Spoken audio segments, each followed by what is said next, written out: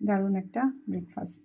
তিতিরের breakfast আসলে সকালবেলা ফলাহার হচ্ছে সবচেয়ে ভালো।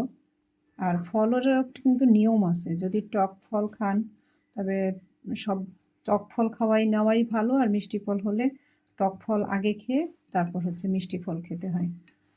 ফল থাকলে আসলে আমরা সকালেই করি।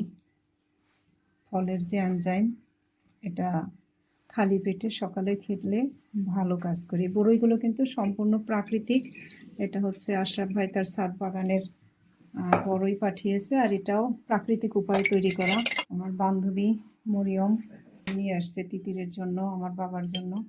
তো এর জন্য তিতিরের জন্য একটু মশলা তৈরি করে দেই, আবার একটু মশলা স্পাইসি খেতে পছন্দ করে, এই জন্য দিলাম হচ্ছে মরিচের গুঁড়া, এটা হচ্ছে পেঁপের বীজের গুঁড়া, বিভিন্ন মশলা দিয়ে সব কিছু খেতে খুব পছন্দ। এটা হচ্ছে আমার হাতে বানানো চাট মশলা, দিয়ে দিলাম পিঙ্ক সল্ট।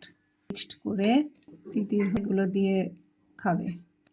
আসলে এরকম মশলা না দিয়ে খেতে পারলেই ভালো, কিন্তু যেহেতু স্পাইসি পছন্দ করে ছোট, দিলাম একটু পানি।